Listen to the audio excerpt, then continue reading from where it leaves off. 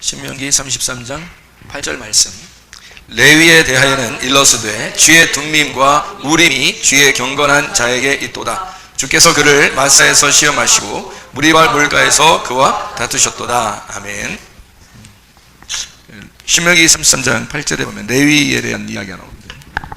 레위가 어떤 사람인가 봤더니 레위는 우림과 둠밈을 가진 사람이었다. 우림과 둠밈을 가진 사람이다. 이렇게 나와 있고, 둠밈과 우림을 가진 그 경건한 자, 이게 뭐냐면 제사장이거든요. 이게 제사장이 가지고 있는 거예요. 그럼 우림과 둠밈이라고 하는 게 뭐를 의미하는 건가 하면, 우림이라고 하는 게, 우림이라는 이 단어가 우르라는 단어에서 왔어요. 우르라는 말은 불빛이라는 단어거든요. 불빛이라는 단어예요. 이게 오르에서 온 거예요. 오르라는 말은 여러분이 좀 들어봤죠? 빛난다라는 말입니다. 빛난다, 이렇게 오르라는 말에서 나온 단어거든요. 불 붙인다, 뭐 빛난다, 그런 말이에요. 그러니까 불 붙인다는 말도 있고요. 불 붙인다. 그러니까 불 붙는다는 말도 성경에서는 그냥 뭐 이렇게 막 불 이런 의미가 아니고, 하나님이 이스라엘 백성들하고 이렇게 만나려고 할 때, 또 모세하고 이렇게 만나려고 할 때 그 불 같이 이렇게 떨기나무 가운데 이렇게 불을 이렇게 붙이잖아요. 불 붙이는 거, 이런 걸 이제 오르라고 이렇게 이야기를 해요. 불 붙이는 거를. 그러니까 불 붙는다. 성령의 그 역사를 사도행전 2장에 보면 성령의 역사가 어떻게 해요? 성령 역사가 불의 혀같이 갈라지면서 나타나죠. 그게 이제 이런 의미로 보이는 거거든요. 그래서 불이라고 이렇게 얘기하는 거고, 그러니까 불이다 혹은 빛이다 이렇게 할 때, 말씀이 빛이다 이럴 때도 불덩어리예요. 그게 이제 빛이라는 거죠. 그러면 빛이라고 하는 거는 뭐를 할 때 불덩어리가 나오고 뭐 할 때 빛이 나와요? 불은 뭐 할 때 쓰는 거지? 불은 뭐 해? 요리 뭐 이런 식으로만 얘기하지 말고, 불은 요리할 때도 쓰지만 사실은 뭘 태우는데 쓰는 게 불이에요. 그러니까 불이라고 하는 어떤 의미는 태운다 이렇게 보일 수 있고요. 그 다음에 빛이라고 할 때는 불을 이제 빛이 이렇게, 왜 등불도 이렇게 켜면은 밤에 이렇게 환하잖아요, 그죠? 비친다, 빛이라는 것이 될 수 있어요. 그러니까 태운다는 말도 되고 비친다는 말도 되죠. 그러니까 태운다는 말은 태우면은 어떻게 돼요? 태우면 다 재가 되고 이렇게. 그러면 지저분한 것도 막 태워버리면 어떻게 깨끗해지죠, 그죠? 그래서 이거는 소각한다는 말이죠. 소각한다, 태운다, 소각한다. 이거를 다른 말로 말하면은 심판이라고 볼 수 있어요. 그래서 불이 할 때는 심판이 같이 와요. 그러니까 회개하는 것도, 회개하는 거는 막 회개할 때 여러분 막 기쁘게 막 이렇게 회개하는 사람 봤어요?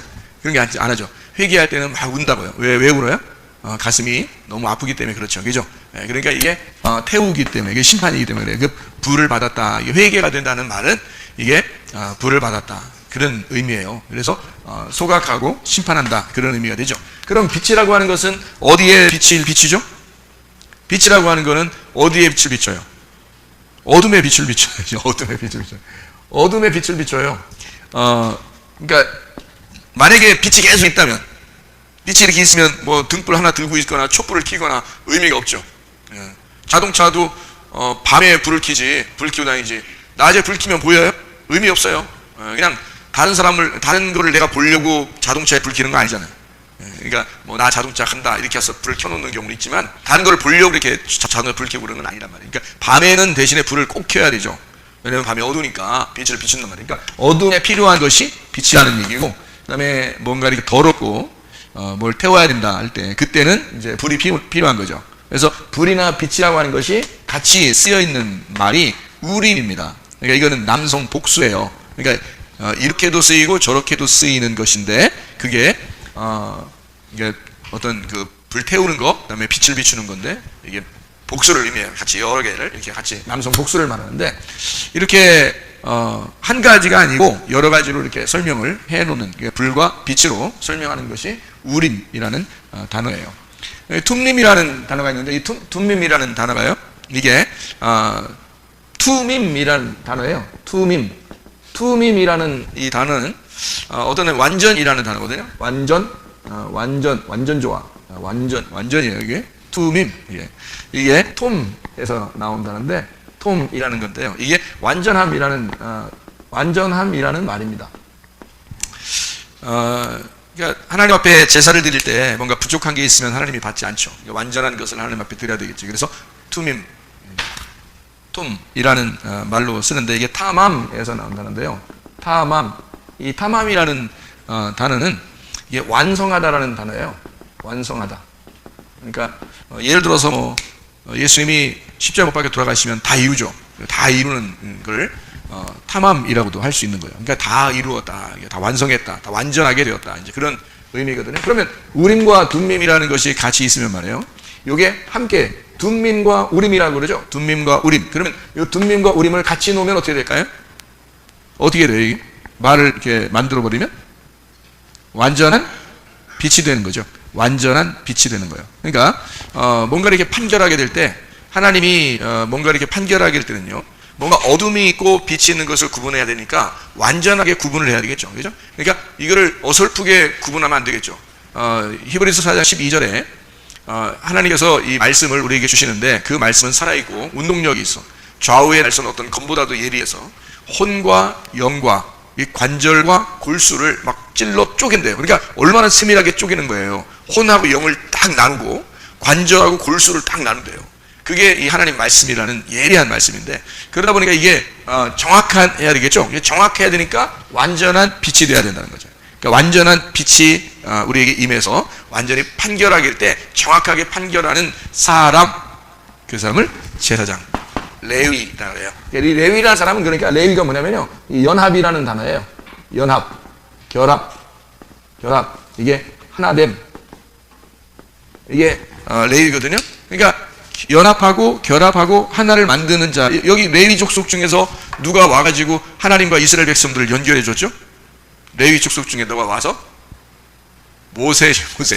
모세가 와가지고 하늘에서 이제 내려온 것처럼 이제 그 광야에서 와가지고 애굽에 있는 이스라엘 백성들을 하나님하고 연결시키는 사람이 모세였단 말이에요. 그러니까 그 모세가 어느 지파 사람이라고? 레위 지파 사람이라고. 모세가. 그러니까 하나님하고 사람을 연결시켜주는 그런 사람이었단 말이에요. 그게 이제 레위라는, 그러니까 레위는 우림과 둠밈을 같이 가지고 있는 사람이다. 이게 제사장이고, 둠밈과 우림이라고 하는 건 뭐냐? 완전한 빛이다. 완성된 불빛이다. 이렇게 볼 수가 있는 거죠. 이게 두 개가 그러니까 나누어져 있는 거예요? 하나로 되어 있는 거예요? 하나로 되어 있는 거예요.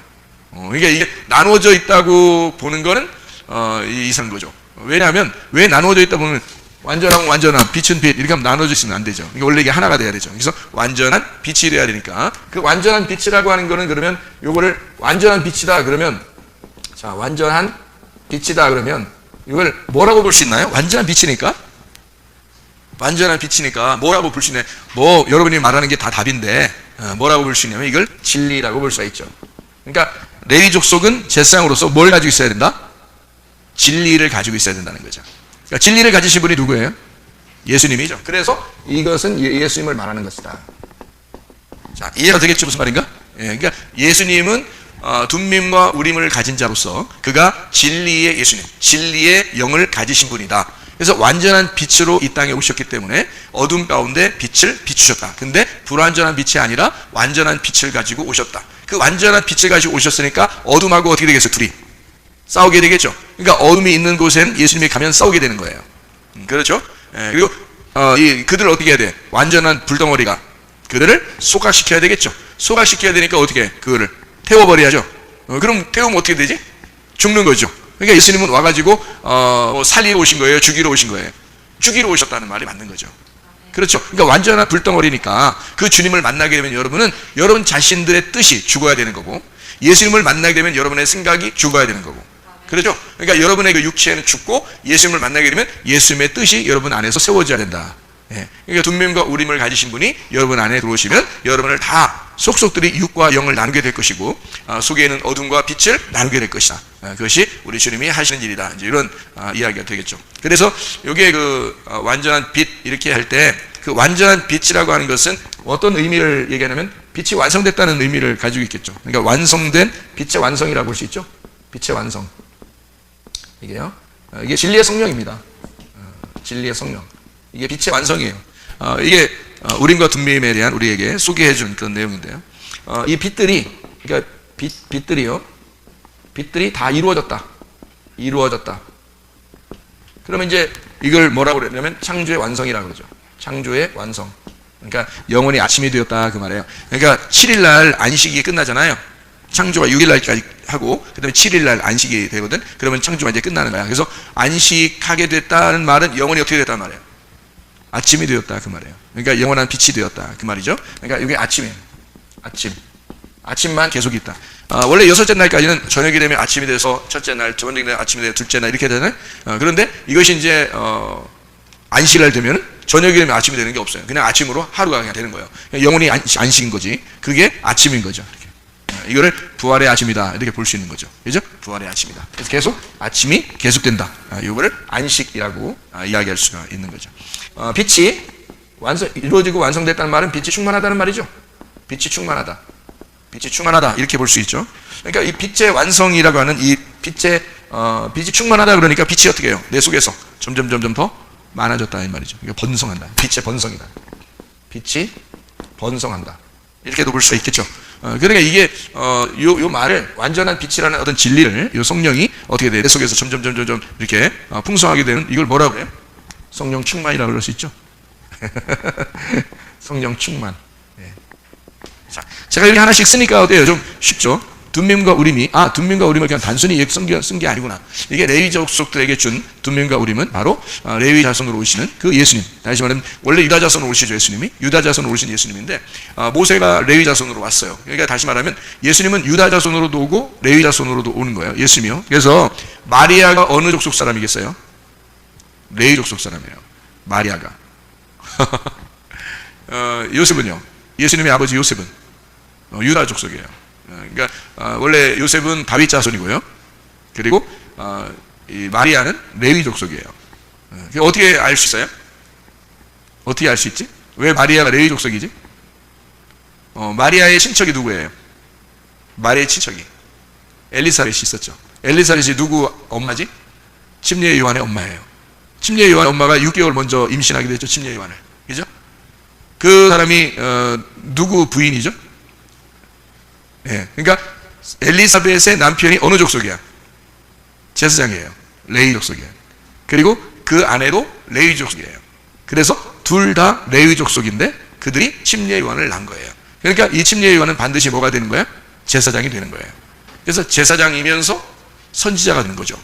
무슨 말인지 알겠죠? 그러니까 예수님이 나오기 전에 왕이면서 제사장이면서 선지자가 있는데 그가 누구냐면 침례 요한인 거예요. 그래서 모든 사람은 침례 요한한테 갔단 말이에요. 그런데 이 침례 요한이 어떻게 돼? 예수님이랑 나오시면 자기는 어떻게 돼? 죽어야 되겠죠. 그래서 목이 잘려서 침례 요한은 죽고 이게 예수님이 되는 거예요. 왕이면서 제사장이면서 선지자의 일을 예수님이 다 이어받는 거예요. 예수님은 어느 족속 사람이라고요? 예수님은 유다 족속하고 레위 족속의 예수입니다. 특별히 마리아의 속에서 나왔죠. 아빠하고는 상관없죠. 그러니까 레위 족속에 가까운 거죠. 그러니까 레위 족속이 우림과 둠밈을 가진 제사장으로 영원히 완전한 빛을 가진 진리의 제사장으로 우리에게 오신다. 그런 말입니다. 이게 이제 누구를 말하는 거라고? 예수님을 말하는 거라고. 그러면 그 우림과 둠밈을 완전한 빛이라고 하니까 이것이 뭐라고? 진리라고요. 이 진리라고 하는 것이 빛의 완성이고 빛의 충만함, 번성함이니까 이걸 성령의 충만함이라고 그런다. 그러면 요 자체를 완전한 빛이라고 하는 이 빛이라고 하는 요걸 있잖아요. 빛이라고 하는 요거를 뭐라고 표현할 수 있는 건가요? 그럼 여기서는 뭐라고 표현할 수 있나요? 여기서 지금 뭐라고 했어요? 완전한 빛, 빛의 충만함, 요걸 성령 충만이라고 했으니까 뭐라고 해서 빛을 뭐라고 표현해도 되는 거예요? 빛을 뭐라고 해도 돼? 성령이라고 해도 되겠죠? 네. 어려워? 어렵지 않죠? 어려운 표정들을 지면 안 돼. 어려운 표정들을 지면 목사님이 내가 말하는 게 좀 어렵나? 이런 생각이 들 거 아니에요. 여러분이 좀 쉬운 표정을 줘야 근데 목사님이 쉽게 하는구나. 쉽게 얘기하는 건데 목사님이 일부러 어렵게 얘기하는 것처럼 그렇게 표정들을 지면 어떻게 해? 목사님 쉽게 얘기하는 건데 그죠? 그러니까 빛은 뭐예요? 성령과 같은 거죠. 그러면 요한복음 1장에 예수님이 자기는 말씀이다 그래요. 말씀인데 뭘로 임하셨다? 빛으로 임하셨다. 그 빛은 사람들에게 생명을 가져오는 것이다. 그러니까 이 빛은 곧 생명이고 이 빛은 말씀이고 이 빛은 생명이고 성령이고 뭐 빛이고, 이 빛은 생명을 가지고 말씀을 가지고, 그리고 말씀이 생명이신데 빛으로 임하셨다. 그러죠. 그러니까 이게 지금 같은 얘기 안 해요. 그죠? 빛인데 생명을 가졌는데 그게 말씀이야. 그게 성령님이라고. 그러니까 여기 이 말씀인 성령이 빛인데, 그러면 그 빛을 받으면 어떻게 해요? 어둠은 빛을 영접하면 하나님의 자녀가 되겠죠. 그러면 성령을 가진 자만 하나님의 자녀죠. 그런 생명이 있는 자만 하나님의 자녀라는 얘기고, 그럼 아직 사망이 있는 사람은 하나님의 자녀가 아니라는 얘기고, 말씀이 있는 자가 하나님의 자녀라는 얘기죠. 그죠? 그러니까 이것을 영접하면 하나님의 자녀가 된다는 얘기예요. 그렇죠? 말씀을 가진 자 하나님의 자녀가 된다. 이렇게 볼 수가 있는 거죠. 그러면 하나님의 자녀를 가진 이 빛이죠. 이게 빛이 우리에게 불로 표현하기도 하고 빛으로 표현하기도 한다. 이렇게 이야기를 하는 것입니다. 이것이 완전한 불덩어리, 완전한 빛으로 우리에게 임하시는 주님이시다라는 얘기죠. 그러니까 예수님은 예수를 영접한다. 이게 성령님을 영접한다는 말이 똑같아요. 지금은. 그죠? 그러니까 말씀을 영접한다는 말하고도 같은 말이에요. 그것이 생명이 우리 안에 들어온다는 말하고 같은 말이에요. 하나님의 자녀가 되었다라는 말도 같은 말이다. 자, 우리 이제 이것을 성경을 두 가지로 몇 가지씩 한번 보고 마치도록 그렇게 하겠습니다. 열왕기상 7장 21절, 열왕기상 7장 21절, 7장 21절을 보면 뭐라고 되어 있냐면 이렇게 되어 있어요. 이 두 기둥을 성전의 주랑 앞에 세우되 오른쪽 기둥을 세우고 그 이름을 야긴이라 하고 왼쪽의 기둥을 세우고 그 이름을 보아스라 하였으며 라고, 그 밑에 이렇게 보면 야긴이라는 말을 번호가 쓰여있는데 밑에 보면 뭐라고 되어 있어요? 저가 세우신다는 말이 되어 있죠. 그 다음에 보아스라는 말에는 뭐가 되어 있다고요? 번호를 보니까 그에게 능력이 있다 이렇게 되어 있습니다. 그러면 야긴과 보아스는 야긴은 세우신다는 말이고 보아스는 능력이라는 말이니까 여기 합하면 어떻게 돼요? 능력으로 건축한다. 그래서 성전은 뭘로 이루어졌다? 하나님의 능력으로 세운 것이다. 이렇게 되는 거죠. 그러니까 하나님의 능력으로, 하나님의 능력으로 세운 집. 이걸 성전이라 이렇게 말하는 거죠. 이거를 성전 기둥으로 그것을 세워놓고서 말씀하시는 것이다. 출애굽기 4장 27절, 출애굽기 4장 27절 한번 봐요. 27절, 29절 한번 보면 이렇게 되어 있습니다. 여호와께서 아론에게 이르시되 광야에 가서 모세를 맞으라 하시매 그가 가서 하나님의 산에서 모세를 만나 그에게 입맞추니. 29절에 모세와 아론이 가서 이스라엘 자손의 모든 장로를 모으고 이렇게 되어 있습니다. 그러니까 하나님께서는 모세를 아론이 준비되어 있으니까 모세 보고 가라고 그래요. 그리고 아론한테 또 하나님이 말씀하셔서 모세가 오니까 모세를 영접해라 이렇게 이야기를 해서 함께 이스라엘 그 백성들을 구원하는 그런 역사를 하게 되는 거죠. 이게 이제 모세와 아론입니다. 그러니까 모세, 아론 이렇게 함께 있어야지 이게 예수님을 설명할 수 있는 거거든요. 그래서 모세는 그 당시에 왕으로서 일을 하는 것이고요. 그다음에 아론은 제사장으로서 일을 하는 거죠. 그러면 모세와 아론이 왕이면서 제사장이 돼야 되니까 여기 보니까 왕이면서 제사장은 누구예요? 예수님이라는 얘기죠. 그죠? 그래서 예수님을 제사장으로 우리에게 소개하고 있는 그런 장면입니다. 그러니까 모세와 아론은 둘이 따로 떨어져서 일할 수 있는 게 아니에요. 제가 성경을 보면서 의문나던 게 있었는데 그게 바로 민수기 12장입니다. 민수기 12장에 보면 민수기 12장이에요. 여러분 의문 날 거예요. 성경에 보면 참 의문 나는 게 하나 있었는데 민수기 12장에 1절부터 이렇게 보잖아요. 그러면 모세가 구스 여자를 이제 결혼을 해요. 구스 여자는 어떤 여자냐면 아프리카 사람이다. 에티오피아. 그러니까 검다라는 단어를 가지고 있어요. 이 구스라는 게 검다라는 의미를 가지고 있어요. 그런데 이 검은 여자를 이렇게 부인으로 맞아들였다. 그러면 모세가 평상시에 가정생활이 순탄했다, 순탄하지 않았다. 몰라요. 그거는 우리가 잘 모르는 거예요. 그거 괜히 상상하지 마시고요. 구스 여자를 그냥 취했어요. 뭐 아브라함도 여러 명 부인을 얻었으니까. 또 다윗도 여러 명 부인을 얻었으니까 뭐 꼭 집안이 뭐 이렇게 부인들이 개판이라 이렇게 다른 사람을 얻었고 이런 의미가 아니고 모세가 어쨌든 구스 여자를 얻었는데 하나님이 이제 구스 여자를 얻으니까 이 하나님이 얻는데 못 얻게 하나님이 막은 것도 아니고 그냥 뒀어요. 그랬더니 아론하고 미리암이 막 뭐라고 합니다. 모세한테 뭐라고 해요. 그러니까 모세는 또 한마디도 안 해요. 그러니까 한마디로 말하면 말 들을 짓을 했다는 얘기죠. 말 들을 짓을 했다는 거예요. 그러니까 모세가 아마 자기도 할 말이 있었으면 얘기를 했겠지. 너네 왜 그래? 뭐 이런 얘기도 했겠지. 근데 모세는 얘기를 못하니까 원래 또 말을 잘 못하고, 그러니까 말도 이렇게 좀 우둔하고, 이제 성경적으로 보면 모세는 말을 우둔하고 아론은 말을 참 잘했다, 그렇게 이야기를 했거든요. 그러니까 말을 이제 못하고 이게 있으니까 누가 변호사로 나선 거예요. 그래서 민수기 12장 보면 하나님이 변호사로 나서요. 그리고 뭐라고 얘기하냐면, 야, 니네가 뭔데 모세한테 그래? 그래요. 니네가 뭔데? 그러면 지금 여러분, 지금 목사님들한테 뭐라고 하면은, 니네 뭔데 목사한테 그래? 이렇게 하는 거 똑같은 얘기죠. 그럼 이제, 그러니까 목사님들한테 무섭지. 그렇게 하기가. 목사 같지도 않은 목사들도 많은데? 자, 보세요. 목사 같지도 않은 목사는 목사가 아니니까, 진짜 목사한테 그렇게 하면 안 되지. 근데 목사 같지 않은 목사한테 그렇게 해도 돼. 사실은 목사도 아닌데? 어떻게 보면? 그런데 여러분, 모세는 진짜 하나님의 종이거든요. 하나님의 부르심 받고 보낸 사람이에요. 이 사람이 몇 년 동안 훈련 받았어요? 40년 동안 훈련 받았어요. 누가 뭐라 그래? 누가 뭐라고 하면 하나님이 변호사로 나서는 거예요. 야, 니네가 모세 알아? 니네가 모세를 알아? 이렇게 되는 거지. 니네가 모세를 알아? 모르지 뭐. 40일 동안 어떻게 지냈는지 어떻게 알아? 모세가 얼마나 외롭고 힘들고 그 집을 떠나 혼자 나그네 생활을 40년을 하면서 얼마나 힘들었겠어요. 그러니까 그가 그 고통 가운데, 그 고난 가운데 훈련을 받은 거예요. 그러니까 하나님은 모세를 인정하는데 사람들은 모세가 어떤지 모르는 거야. 그러니까 사람들은 막 비난해요. 모세가 왜 아프리카 여자를 얻었냐, 뭐 이런 식으로 막 하는 거예요. 그러니까 기분 나쁘다는 얘기죠. 왜 이스라엘 백성들도 있는데 왜 너는 그렇게 꼭 그런 여자를 부인으로 얻냐, 뭐 이렇게 얘기를 하니까 모세는 아무 말도 안 해요. 할 말도 없었지만. 그러니까 하나님이 나서서 니네가 뭔데 모세한테 그러냐 라고 얘기하면서 뭐라고 그러냐면, 아론은 비켜라 그러고 미리암한테 너 문둥병 걸린다 그랬어요. 문둥병 걸렸습니다. 그 자리에서. 그러니까 미리암은 문둥병 걸리고 여자니까 아론은 비켜. 그래서 아론은 열외. 이게 진짜 웃기잖아요, 말이. 그죠? 아론은 열외. 둘이 똑같이 잘못했는데 아론은 열외, 미리암은 문둥병. 이게 말이 돼 안 돼요? 말이 안 되죠. 근데 성경은 그렇게 되어 있단 말이에요. 여자는 그때 당시에는 항상 무시하는 그 풍습이 있어서 그랬을까?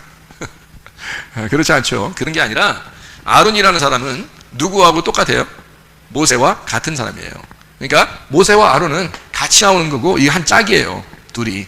이거는 둘이 분리가 된 게 아니고 하나가 된 거예요. 그래서 아론이 뭐라고 하는 건 괜찮은 거야. 근데 미리암은 여기에 짝이 아니잖아. 여기에 짝이 아니기 때문에 미리암은 잘못한 거예요. 둘이 하나면 괜찮은데 다른 사람이 뭐라고 하면 그건 잘못된 거라는 거지. 예를 들어서 남편과 아내가 둘이 결혼을 했잖아요. 그러면은 여자가 부인이 남편한테 좀 뭐라고 할 수도 있고 남편이 부인한테 좀 뭐라고 할 수도 있잖아. 그런데 다른 여자가 자기 남편한테 뭐라고 하면 돼, 안 돼? 안 된대. 안 된대. 안 된대. 저쪽에서도 자기 남편한테 다른 여자가 뭐라고 하면 안 된대. 그러니까 모세와 아론은 지금 어떤 관계냐면 하나의 부부와 같은 거예요. 하나가 된 존재고 왕과 제사장으로서 하나가 된 예수님을 설명하는 건데 미리암이 뭐라고 하는 건 안 된단 말이야. 미리암이 뭐라고 하는 거야. 그래서 미리암은 문둥병에 걸리는 거예요. 그리고 아론은 괜찮고 이게요. 이것 때문에 그런 거예요. 그러니까 하나의 짝이기 때문에 그렇습니다. 예수님을 소개할 때 성경에서 이렇게 같이 소개하기 때문에 그런 일들을 하는 거죠. 그래서 모세와 아론을 두 감람나무라고도 해요. 이게 두 감람나무. 모세와 아론을 두 감람나무라고 이렇게 얘기도 하고요. 요한계시록에 나오는 그런 얘기죠. 요한계시록 11장 4절 이렇게 요한계시록 11장 4절. 왜 제가 성경을 여러분 찾으면서 보여주냐면 성경이 그렇게 이루어졌기 때문에 그렇습니다. 요한계시록 11장 4절에 보면요. 그들은 이 땅에 주 앞에 서 있는 두 감람나무와 두 쫓대니 이렇게 되어 있거든요. 그러니까 둘씩 되어 있는데 둘씩이라기보다도 두 감람나무 두 등잔대 이렇게 되어 있는데 두 감람나무가 두 개가 아니고 하나니까 기름 부음 받은 걸 감람나무라고 그러거든요. 그러니까 둘인데 기름 부음을 받았어요. 그러니까 모세도 기름 부음 받고 아론도 기름 부음 받았죠. 그래서 기름 부음 받은 자 둘, 이것을 모세와 아론. 그러니까 모세와 아론이 뭐 하는 사람이에요? 왕하고 제사장이죠. 이렇게 이게 누구를 말하는 거예요? 예수님을 말하는 거란 말이에요. 그렇죠?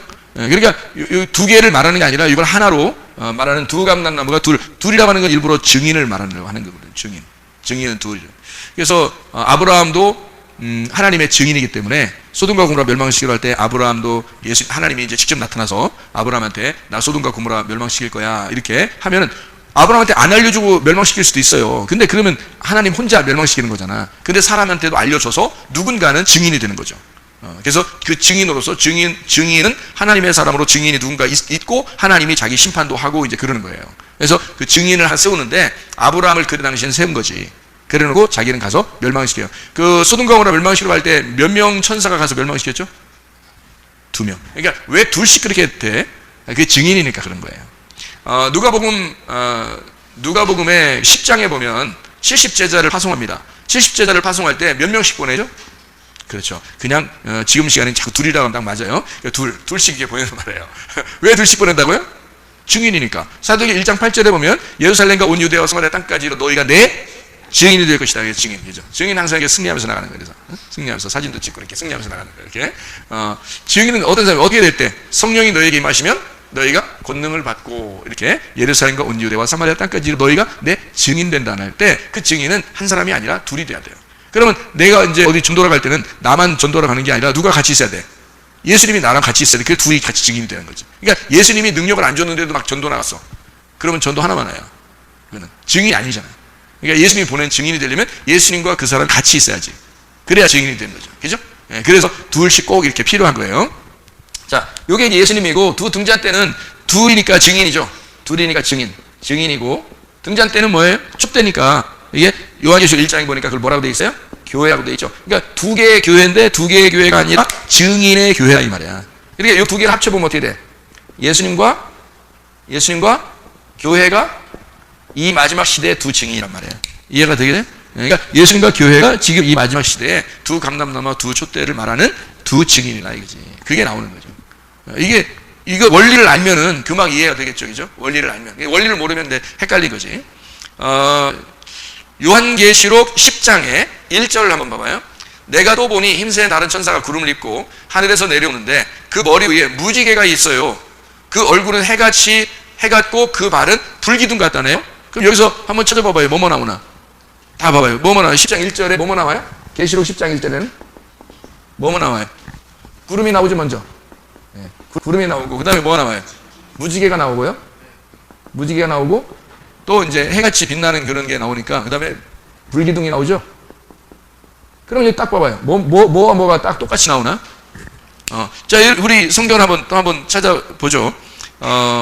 창세기 9장 13절. 창세기 9장 13절. 창세기 9장 13절 봐봐요. 9장 13절. 뭐라고 돼 있어요? 내가 내 무지개를 구름 속에 두었나니 이것이 나와 세상 사이의 언약의 증거다. 이렇게 돼 있죠. 그러면 무지개는 뭐가 있을 때 생기는 거죠? 구름하고 빛이 있을 때 생기는 게 무지개거든요. 그러니까 그 빛을 아까 뭐라고 그랬다고? 빛을 불이라고도 했죠. 그러니까 빛을 불이라고 했잖아요. 이거 개념을 모르면 여러분은 불은 불이고 빛은 빛이라고 생각해요, 여러분이. 그래서 제가 이거를 설명을 해주느라고 우림을 갖다가 오르에서 나왔다라고 해서 이걸 설명해 준 거야. 그러니까 불을 여러분은 빛이라고 보지 않고 나눠서 자꾸 본다고. 불덩어리하고 빛하고는. 근데 사실 성경적인 말로 봐서는 불하고 빛은 같은 거라는 거지. 무슨 말인지 알겠어요? 불하고 빛은 같은 것이다. 이렇게 볼 수 있는 거죠. 그러니까 불로 표현할 때는 태운다는 얘기고 빛으로 얘기할 때는 비추어 준다는 걸 얘기하는 거예요. 환하게 해준다는 것을 얘기하기 위해서 그런 거죠. 예수님이 그 침례를 받으시는 그 예수님이요. 예수님은 뭘로 침례를 주신다고 그래요? 너희에게 뭘로 침례를 준다? 불과 성령으로 침례를 준다 그러잖아요. 불과 성령으로. 그러니까 그게 무슨 얘기예요?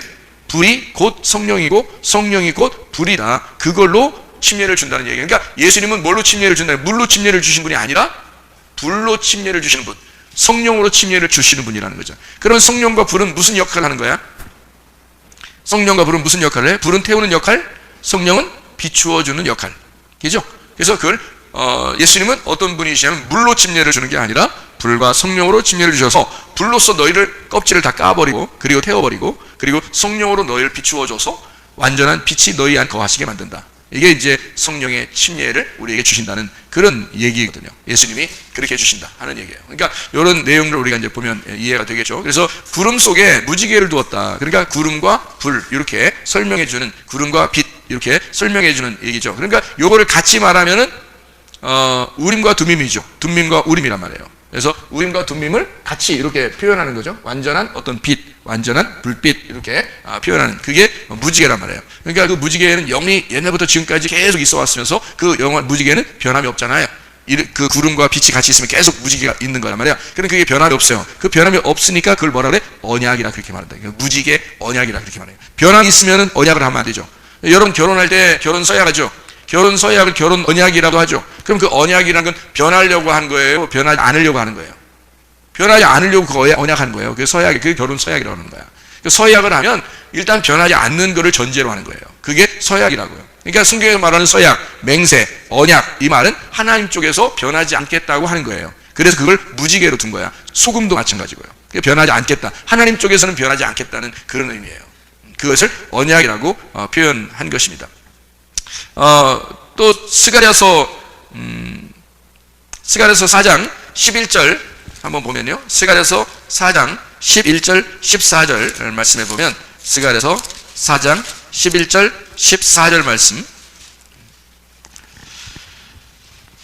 11절 14절 말씀 내가 그에게 물어 이르되 등잔대 좌우의 두 감람나무는 무슨 뜻입니까? 이렇게 물어봤어요. 그랬더니 14절에 이르되 이는 기름 부음 받은 자 둘이니 온 세상의 주 앞에 서 있는 자니라 이렇게 되어 있습니다. 그래놓고 이게 4장에 누구에 대한 이야기를 써요? 스룹바벨에 대한 이야기를 씁니다. 스룹바벨이요. 그리고 여기에 그 스룹바벨 이야기만 이렇게 쓰는 게 아니고요. 3장에 보면 여호수아에 대한 이야기를 써요. 그러니까 3장과 4장을 통해서 보니까 누구와 누구가 나와요? 여호수아와 스룹바벨이 나오죠. 이 여호수아와 스룹바벨이 나오는데 여호수아 스룹바벨. 자, 여호수아 스룹바벨 이렇게 나오는 게 있는데 이게 이제 두 감람나무라는 거예요. 두 기름 부음을 받은 자라는 거니까. 이게 제사장이잖아요. 제사장. 여기서 제사장이라고 나와. 스룹바벨은 왕이라고 나와. 그럼 이게 다 뭐를 의미하는 거다? 똑같이 여기 있는 것을 여기 있는 얘기를 하는 거잖아요. 그죠?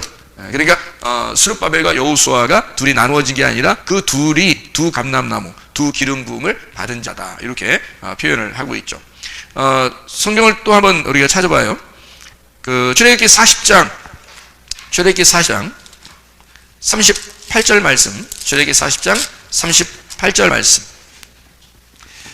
출애굽기 40장 38절 보니까 낮에는 여호와의 구름이 성막 뒤에 있고 밤에는 불이 그 구름 가운데에 있음을 이스라엘 온 족속이 그 모든 행진한 길에서 그들의 눈으로 보았더라 이렇게 돼 있어요. 그러니까 여기 지금 낮에는 구름 기둥, 밤에는 불 기둥이 어떻게 두 개라는 거예요? 하나였다는 거예요. 하나였다는 거지. 어떻게 이루어졌다는 거예요? 구름 속에 불이 있음으로써 하나로 이루어져 있다. 그래서 구름과 불이 같이 있는 거였어. 구름과 불이 같이 있었는데 낮에는 구름으로 이렇게 나오는 거고 밤에는 불로 이렇게 나오는 거예요. 그러니까 이게 구름 속에 불이 같이 있었던 거죠. 그러면 구름이 이제 우리로 말하면 뭘로 이루어진 거예요? 구름이? 구름과 불이라고 했으니까. 그러니까 이거를 또 이제 같은 내용인데 구름 기둥 불 기둥이죠. 민수기 12장을 한번 민수기 12장 5절도 한번 봐봐요. 여호와께서 구름 기둥 가운데부터 강림하사 장막문에 서시고 아론과 미리암을 부르시는 자 그 두 사람이 나아가매 이렇게 되어 있습니다. 구름과 불 기둥. 그러니까 구름 기둥, 불 기둥이라고 되어 있는데 요한계시록 10장 1절에도 뭐가 나온다고? 구름이 나오고 불 기둥이 나오고 무지개가 나오잖아요. 그죠? 그러니까 무지개는 뭔가 알겠죠? 구름과 불이 같이 있으면 무지개가 나온다고. 그죠? 그래서 이걸 언약이라고 한다고요. 이게 언약, 이게 계명, 말씀, 예수님이란 말이에요. 자, 무슨 말인지 아시겠죠? 성경을 이제 원리를 한번 이렇게 알게 되면 성경이 이렇게 이루어졌구나라는 걸 알게 되는 거거든요. 그러니까 이게 뭘로 이루어졌다는 게 구름과 불기둥으로 이루어졌다. 그러면 구름과 불기둥으로 이루어진 것이 출애굽기 시대에 구름 속에 불로서 그러니까 하나로 되어 있다는 말이에요. 그죠? 구름 속에 불. 자, 봐요. 구름 속에 불. 이게 구름 속에 불이니까 구름은 뭘로 이루어졌죠? 구름은 뭘로 이루어졌어요? 물로 이루어졌죠? 물로 이루어졌잖아요. 이해하죠? 물로 이루어졌지? 그러면 불은 뭐라고 했어요? 불은 뭐라고 했어요? 빛이라고 했고 빛은 생명이고 말씀이고 성령이라고 그랬죠? 그러면 구름 속에 불이니까 물과 뭐예요? 물과 성령이죠. 그럼 물과 성령으로 어떻게 되는 우리가? 요한복음 3장 5절에 보면 물과 성령으로 거듭나죠?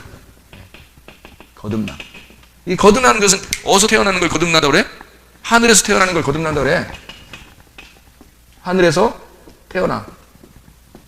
자, 하늘에 태어난 자가 누구예요? 이 땅에? 예수님이에요. 예수님이 하늘에 태어난 자예요. 우리는 어디서 태어난 거야? 땅에서 태어났잖아. 우리는 흙에서 땅에서 태어났잖아. 예수님은 하늘에서 태어난 거고, 우리는 땅에서 태어나고 예수님은 하늘에 태어났지. 그래서 우리 보고 어떻게 하래? 거듭나래. 그러니까 하늘로서 다시 태어나래. 그렇죠. 하늘로 다시 태어나면 너희가 거듭나는 거야. 너희가 구원받은 거야. 비로소 네가 운명이 바뀐 거야. 우리가 땅에서 태어나면 성격들이 말이에요, 다 땅에서 유전적으로 다 내려옵니다. 그래서 집안을 다 조사하면 척 보면 알아요. 아버지 닮았구나, 저 엄마 닮았구나. 금방 알아요. 그러니까 그 집에서 좀 들어가서 좀만 살다 보면 금방 알아요. 애가 태어나면 아빠 닮지 않으면 엄마 닮았어. 근데 참 희한하게 반반씩 닮은 사람도 있어. 요거는 아빠 닮은데 요거는 엄마 닮았어. 뭐 이런 사람도 있어요.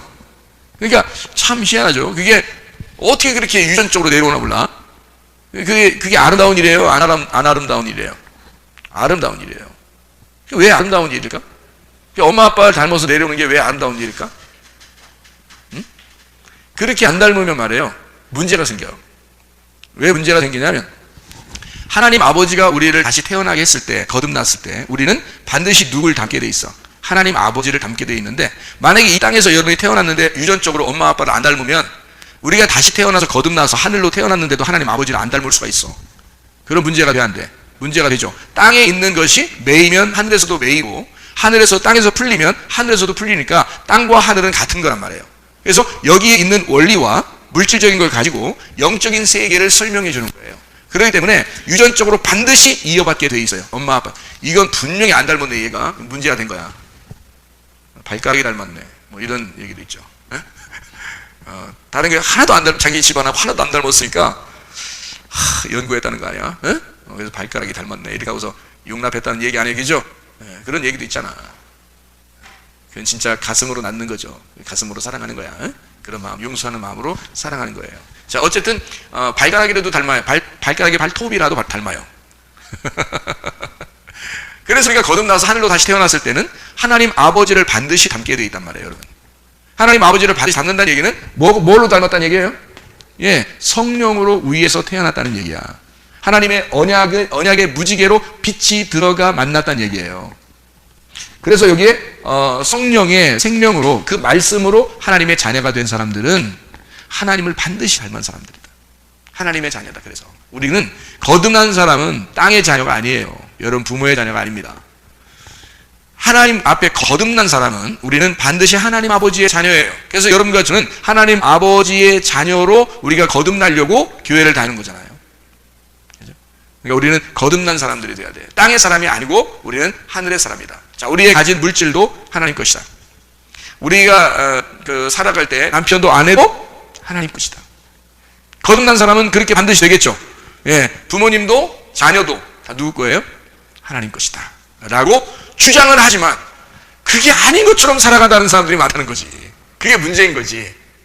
그럼 그렇게 문제가 있는 사람은 뭐 어떻게 됐다는 거야? 자기를 자꾸 어떻게? 죽여야 되겠죠.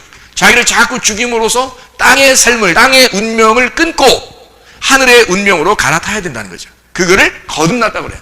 그래서 땅에서 난 자는 땅에서, 하늘에서 난 자는 하늘로서 난 자다, 이렇게 요한복음 3장에 예수님이 설명하고 있는 거예요. 땅에 난 건 여전히 땅이다는 거죠. 요한복음 3장 한번 봐봐요.